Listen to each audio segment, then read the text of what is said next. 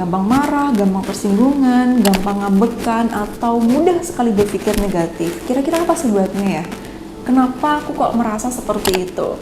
Nah, di video kali ini kita akan membahas teman-teman 4 keyakinan yang membuat seseorang itu gampang marah, tersinggungan, emosian yang aku sebutkan tadi. Yang pastinya ini mengganggu aktivitas kita sehari-hari. Jadi kita nggak bisa kalem, nggak bisa slow ibaratnya. Jadi gampang gergetan. Pasti itu nggak nyaman. Apa sebabnya? Tonton videonya sampai akhir bersama aku Dewi Waspita. Nah, sebelum kita masuk ke 4 keyakinan yang salah yang membuat seseorang itu gampang marah, aku jelasin sedikit teman-teman. Jadi bagaimana seseorang bereaksi, bagaimana seseorang menghadapi kondisi atau peristiwa yang dia alami, itu dipengaruhi oleh 3 aspek. Ada aspek kognitif, ada aspek afektif, dan juga psikomotor. Dan satu lagi ada motivasi teman-teman. Nah, di sini kita akan bahas dari aspek kognitifnya. Apa sih aspek kognitif? Jadi aspek kognitif adalah keyakinan atau nilai yang dipercaya oleh seseorang yang menentukan bagaimana dia bereaksi terhadap sesuatu, bagaimana dia menghadapi suatu peristiwa yang dia alami, yang menentukan bagaimana kondisi perasaannya, dan selanjutnya bagaimana tindakan dia untuk mengatasi perasaan yang dirasakan. Nah, berikut adalah 4 asumsi atau keyakinan yang membuat seseorang itu mudah marah. Yang pertama, hidup itu harus adil. Memang harusnya seperti itu, namun ketika kita berbicara tentang keadilan secara umum, adil menurut orang-orang itu pasti beda-beda. Dan disinilah yang membuat seseorang itu jadi mudah kecewa, jadi mudah marah terhadap suatu hal ketika terjadi kondisi yang menurut dia secara pribadi itu tidak adil, seperti itu. Padahal asumsi menurut kita itu belum tentu benar, keadilan yang kita harapkan ini belum tentu seadil-adilnya. Sekarang kalau ditanya teman-teman, apakah di dunia ini ada sesuatu yang benar-benar seadil-adilnya? Adil menurut takaran manusia itu tidak bisa disebut adil, karena adil dalam hal ini itu masih dipengaruhi sama perasaan subjektif dan lain sebagainya, yang tentu setiap orang itu punya standar yang berbeda-beda. Nah, ketika kita mengikuti standar ini, menurut kita A misalnya, menurut orang lain B misalnya, itu aja sudah menimbulkan perbedaan dan bisa berpotensi menimbulkan kekecewaan. Sehingga yang perlu kita lakukan agar keyakinan ini tidak melukai diri kita sendiri, yang perlu kita lakukan adalah setelah kita memperjuangkan sesuatu, ya sudah, lepaskanlah usaha yang kamu lakukan. Kita sebagai manusia itu hanya punya ruang dalam hal berusaha dan juga mendoakan sesuatu. Namun untuk sisanya, untuk hasilnya itu berada di luar kendali kita. Karena apa teman-teman? Hidup itu bukan hanya tentang diri kita sendiri, tapi bersangkutan dengan banyak orang. Sehingga ketika suatu hal tidak terjadi sebagaimana ekspektasi kita, barangkali ada suatu hal yang buruk jika itu terjadi saat ini. Belum terjadi, belum tentu itu tidak terjadi sama sekali, atau ketika memang tidak terjadi sama sekali, belum tentu itu buruk buat diri kita. Mungkin teman-teman pernah merasakan suatu kondisi di mana ketika suatu hal tidak terjadi sesuai dengan ekspektasi kamu marah, kamu kecewa, bahkan membenci sang pencipta dan sebagainya. Namun ketika kamu mau menunggu sedikit saja, akhirnya kamu menyadari bahwa suatu hal yang tidak terjadi di masa lalu yang bikin kamu marah-marah itu tadi, itu jadi hal yang kamu syukuri. Sering kali terjadi seperti itu. Jadi teman-teman, kunci dari hidup lebih tenang, kemudian lebih mudah untuk bahagia di dunia ini adalah dengan cara kita tahu porsi apa yang bisa kita kendalikan dan mana yang tidak bisa kita kendalikan, termasuk dalam hal yang sudah kita perjuangkan namun tidak sesuai dengan harapan. Karena ketika kamu terus kekeh dalam hal ini, yang terjadi adalah kamu bisa melukai diri kamu sendiri dan juga bisa kemungkinan untuk melukai orang lain. Sehingga just let it go, don't hold it. Ketika itu menyakitkan, lebih baik lepaskan. Perjuangkan apa yang kamu bisa perjuangkan dan serahkan kepada Allah sisanya bagaimana baiknya. Kemudian yang kedua, karena saya menginginkan sesuatu, saya harus mendapatkannya. Nah, ini seringkali terjadi teman-teman, entah itu dalam hal pasangan, entah itu dalam hal karir, atau dalam hal pencapaian tertentu dan lain sebagainya. Ketika seseorang menginginkan sesuatu begitu kerasnya, ketika itu tidak didapatkan atau belum didapatkan, apa yang terjadi? Perasaan apa yang muncul? Kecewa, marah, dan juga sebel sendiri. Entah itu sebel sama diri sendiri, marah sama diri sendiri, atau marah sama orang yang ada di sekitarnya, nyalah-nyalahin, atau bahkan ada yang sampai parah, yaitu marah kepada sang pencipta. Nah, sekali lagi, marah itu timbul ketika suatu hal terjadi tidak sesuai dengan ekspektasi. Begitu juga dengan ini, Kamu pengen dapat A, kamu pengen dapat 10 tapi cuma dapat 5 misalnya. Kamu pengen dapat 5 tapi kamu nggak dapat apa-apa. Akhirnya aku tuh pengen 5 tapi kenapa aku nggak dapat sesuai dengan apa yang aku inginkan. Begitu kerasnya seperti itu, dan akhirnya yang menguasai perasaan kamu adalah rasa marah itu tadi. Nah teman-teman, jadi apa yang harus kita lakukan? Kita perlu menyadari bahwa keinginan ini tidak sama dengan kebutuhan kita. Karena sesuatu yang kita inginkan itu belum tentu suatu hal yang kita butuhkan. Contoh buat kamu yang suka banget makan coklat, pengennya sih makan coklat setiap hari, kemudian sehari itu kalau bisa 5 bungkus, kalau bisa malah nasi ini diganti sama coklat aja gitu. Pengennya sih seperti itu. Lalu apakah kepengenan kamu ini harus dituruti? Tentu tidak, karena ini bukanlah kebutuhan kamu. Yang tubuh kamu butuhkan adalah ada karbohidrat dari nasi, ada mineral atau vitamin itu dari sayur-sayuran, buah-buahan, kemudian ada air putih yang kamu butuhkan. Kalau keinginan kamu itu dituruti, yang terjadi apa? Diabetes, terus sakit, dan rugi diri sendiri. Kadangkala ya teman-teman, keinginan yang kita tidak dapatkan itu bukan berarti buruk buat diri kita, bukan berarti kehidupan kita gagal sepenuhnya. Allah punya rencana yang tidak kita ketahui, bahwa ketika kamu dapat keinginan kamu sekarang, nanti ini bahaya buat kamu, ini racun nantinya. Jadi akan Allah kasih ketika kamu sudah siap, akan Allah kasih ketika kamu sudah bisa untuk bertanggung jawab atas keinginan yang kamu pengen pada saat itu. Contohnya ada orang yang pengen kaya, karena dia pengen kaya cepat, akhirnya dia melakukan segala cara, meskipun itu haram, dia melakukan hal tersebut. Oke, memang dia jadi cepat kaya, tapi apakah itu baik buat dirinya?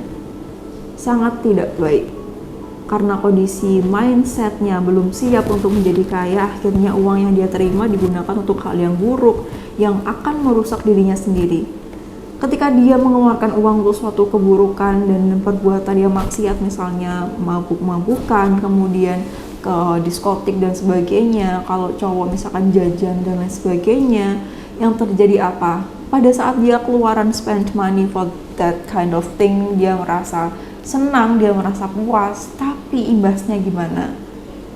Akibatnya buruk buat dirinya sendiri, gara-gara alkohol yang dikonsumsi, gara-gara sering jajan di sembarangan, misalnya seperti itu. Jajan dalam arti lain ya teman-teman, kan bahaya buat dirinya sendiri. Jadi kita kalau misalkan terjadi seperti ini dan berpikir negatif dari apa yang kita alami, ayo kita buru-buru cari atau tanya ke diri kita, ini artinya apa ya Allah ketika aku belum dapat ini? Oke, mungkin Allah ingin mempersiapkan aku dalam kondisi yang lebih baik untuk menerima ini, sehingga aku bisa menjaganya. Karena gini teman-teman, kita tuh nggak tahu apa-apa ya tentang diri kita sekarang, tentang masa depan kita. Allah tahu segalanya, dan Allah tahu mana atau kapan waktu yang paling tepat untuk ngasih kita itu. Jadi semoga penjelasan ini bisa membuat kamu berpikir dengan cara yang berbeda ketika sekarang kamu menghadapi kondisi di mana kamu pengen sesuatu tapi kamu belum dapet itu. Gitu ya teman-teman. Soalnya aku yakin ya, pikiran-pikiran negatif, ngerasa kenapa sih aku nggak dapet ini, rasa marah, rasa kecewa ini pasti bikin kamu nggak nyaman. Coba bandingkan ketika perasaan kamu lebih stabil, kemudian kamu merasa lebih lega, lebih tenang, versus ketika kamu lagi marah, kamu kecewa. Itu jauh lebih menghabiskan energi ketika kamu lagi marah dan menyimpan kedongkolan dalam perasaan kamu, dan itu tidak bagus buat kondisi kesehatan fisik kamu.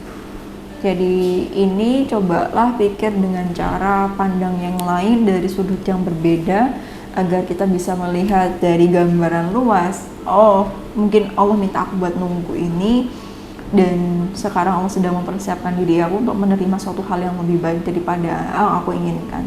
Karena apa yang kita inginkan itu belum tentu baik buat diri kita menurut Allah, dan apa yang tidak kita inginkan atau kesedihan yang dirasakan saat ini itu belum tentu buruk bagi diri kita menurut Allah. Kita nggak tahu, kita nggak akan pernah tahu sampai proses kita menunggu ini Allah buka hati kita untuk melihat arti baik di balik penantian yang kita lakukan selama ini. Kemudian yang ketiga, keyakinan bahwa saya bisa merubah orang lain. Tidak ada yang bisa merubah siapapun kecuali niat dari orang itu sendiri, dan juga usahanya, dan juga izin Allah Subhanahu wa Ta'ala.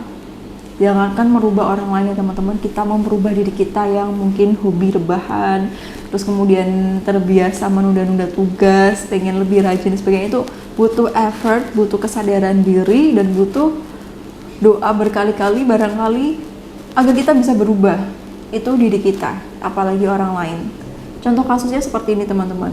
Ketika ada sahabat kamu atau teman kamu nih yang curhat sama kamu tentang hubungan dia yang toksik, dia cerita ke kamu kalau dia diselingkuhin sama pacarnya berkali-kali. Dia datang ke kamu nangis-nangis, kemudian dia ceritain tuh semuanya yang bikin dia sedih dan kecewa sama pasangannya. Udah jelas-jelas pasangannya diselingkuh dan ada bukti.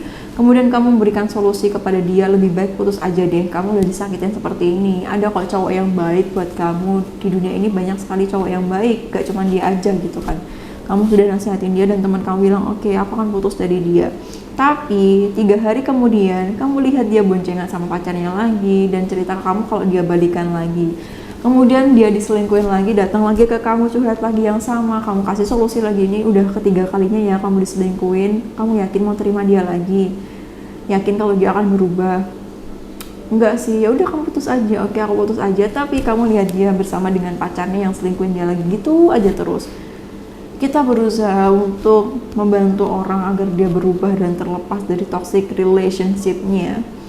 Kemudian dan di sini juga disertai bukti dan disertai teman kamu merasakan sendiri gimana rasa sakit hati dikhianati, tapi dia masih nggak berubah aja. Jadi jangan paksakan diri kamu untuk merubah seseorang, karena ini adalah sebuah tugas yang luar biasa. Kita hanya bertugas untuk membantu dia, untuk mengarahkan misalnya seperti itu, untuk penerimaan dan eksekusi selanjutnya. Dia praktekkan atau enggak dalam kehidupannya itu adalah urusan dia sendiri. Sehingga biar kamu gak emosi, biar kamu gak marah-marah, karena gimana sih orang ini dibilangin susah banget ya. Biar kamu gak marah-marah seperti itu, coba ingat kembali bahwa orang berubah atau tidaknya itu bukanlah kendali kita. Itu berada di luar kendali kita. Biar kamu lebih gampang let go, biar kamu lebih gampang melepaskan dan juga mengikhlaskan. Karena lama-lama kamu pegang pisau, kamu genggam terus seperti ini, nanti tangan kamu bisa terluka. Kalau memang ini udah sakit, kamu pegang udah sakit, lepasin aja gitu ya. Jangan sampai biarin tangan kamu ini pegang terlalu dalam terus akhirnya berdarah-darah, bahkan lukanya sampai dalam. Nanti bisa sih diobatin tapi sakit, jadi lepasin aja. Kalau udah kerasa aduh sakit, lepasin gitu. Kasihan diri kamu kalau marah-marah terus, gak bagus buat kesehatan kamu juga. Kemudian yang keempat, ketika ada orang yang melukai saya, maka dia berhak untuk dihukum. Jika kamu memiliki keyakinan seperti ini, jika ada orang yang secara sadar atau tanpa sadar melukai kamu, maka perasaan yang timbul adalah rasa kecewa, rasa marah, dan ada keinginan untuk balas dendam. Dan balas dendam ini gak bagus buat kebahagiaan kamu. Kenapa? Ketika kamu dendam dan menyimpan kebencian itu ibaratnya kamu sirami, kamu rawat benih kebencian ini, akhirnya dia menjadi parasit yang nempel di inangnya. Ketika inangnya ditempelin sama parasit, dia menyedot makanan dari inangnya ini, dan akhirnya inangnya ini bisa layu atau bisa berpotensi dia nggak hidup lagi. Dan itu nggak bagus teman-teman. Dan terkadang cara terbaik untuk menyembuhkan luka adalah dengan cara melepaskan dan memaafkan. Forgive and let go. Dengan cara seperti itu, perasaan kamu akan lebih tenang, kamu akan lebih lega. Ibaratnya energi kamu ini gak habis untuk menyebarkan kebencian dalam perasaan kamu. Sekarang coba nih bandingkan. Ketika kamu seneng, ketika kamu ngerasa stabil, versus kamu benci sama seseorang. Yang terjadi apa? Ketika kamu benci sama seseorang, orang yang kamu benci itu cuma duduk di depan kamu aja nih, dia nggak ngapa-ngapain. Kamu rasanya marah, kamu jengkel, dan rasanya itu menguras energi sekali, padahal kamu nggak ngapa-ngapain. Dan ini nggak bagus kalau dibiarin terus-terusan. Jadi forgive and let go. Jadi itu tadi 4 keyakinan atau asumsi yang membuat seseorang jadi gampang marah, jadi gampang emosian, jadi gampang sensitif, dan akhirnya bikin kita nggak nyaman sendiri. Jika kamu merasakan punya 4 asumsi ini, ataupun salah satu aja, coba diperbaiki ke asumsi yang lebih positif. Seperti itu teman-teman. Biar nanti enak di kamu juga, kemudian kamu bisa enjoy your day tanpa ada rasa yang mengganggu dalam pikiran kamu yang sampai nggak bisa tidur, nggak doyan makan, dan sebagainya. Ini nggak bagus banget. Jika kamu butuh teman cerita tentang kegelisahan yang kamu rasakan yang bikin kamu gampang marah dan emosian, kamu boleh cerita di description box. Maksud aku di DM Instagram @live, linknya ada di description box seperti itu. Semoga video ini bermanfaat dan bisa membantu kamu untuk melihat dari sudut pandang yang lain tentang apa yang kamu alami saat ini, sehingga memanajemen emosinya jadi lebih bagus dan efeknya kamu jadi lebih mudah untuk bahagia. Jadi seperti itu teman-teman, sampai jumpa di video selanjutnya bersama aku Devi Puspita. Wassalamualaikum warahmatullahi wabarakatuh.